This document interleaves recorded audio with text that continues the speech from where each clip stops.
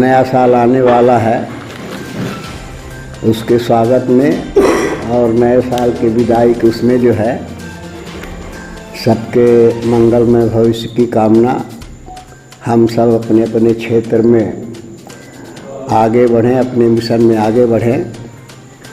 इसी चीज़ के साथ मैं करना चाहते कि आज भारतीय जनता पार्टी की सरकार जो प्रदेश और केंद्र में है, एक एक उनके कार्य और व्यवहार से उन्होंने स्वयं सिद्ध कर दिया है कि ये सरकार गरीब विरोधी है, किसान विरोधी है, दलित विरोधी है और पूंजीपति समर्थक ये सरकार है। आज जिस तरह से हमारे भारत का किसान साल भर हो गया अपनी समस्याओं के लिए जो काले कानून लाई सरकार ने उसके खिलाफ 1 साल से अनवरत आंदोलन कर रहे हैं, आज भी आंदोलन कर रहे हैं।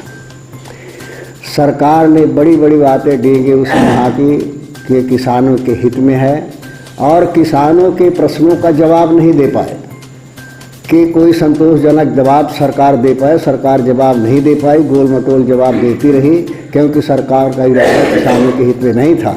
लेकिन उस चीज़ को, इनकी नैतिकता को किसान अच्छी तरह से समझता था।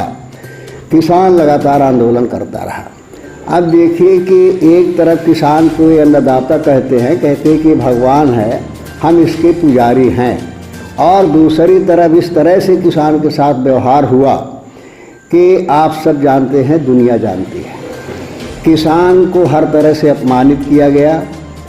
किसान को कभी आतंकवादी, कभी खालिस्तानी, कभी पाकिस्तानी, कभी आंदोलन जीवी, माने जितने विशेषण थे हर विशेषण लगा करके किसान को अपमानित किया गया और कहते रहे कि बिल किसानों के हित में है, इसको वापस करने का कोई सवाल ही नहीं है। सदन में विपक्ष को कोई मौका नहीं दिया, विपक्ष की आवाज़ नहीं सुना, विपक्ष का सुझाव नहीं सुना। तानाशाही तरीके से इस बिल को पास किया गया, जिसका जनता विरोध कर रही थी, किसान विरोध कर रहे थे।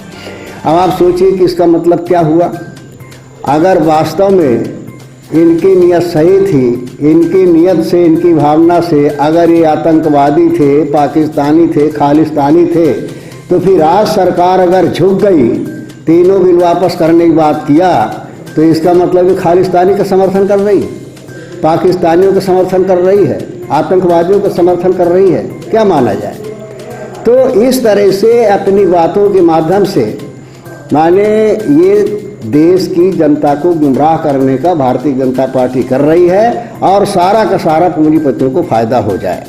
आज जो भी काम इस देश में हो रहे हैं, चाहे वो माने रेलवे के निजीकरण का हो, चाहे प्लेन के निजीकरण का हो, चाहे खनिज के हो, चाहे बैंकों के निजीकरण का हो, चाहे हमारे जो ये है अपने बीमा कंपनी हो, इनके निजीकरण का हो, इनके पीछे एक ही मकसद है कि सारे जो संसाधन है उन संसाधनों में इवन कृषि, जो किसान कृषि का माने खेती का मालिक था, किस तरह से सारे संसाधन पूंजीपतियों के हाथ में दे दिया जाए, ताकि 2 फाक बन जाए। एक वर्ग हो जाए पूंजीपतियों का और दूसरा वर्ग हो जाए किसानों का, गरीबों का, जिनका माने शोषण हो, मजदूरी करें और मालिक बन करके पूंजीपति बैठे।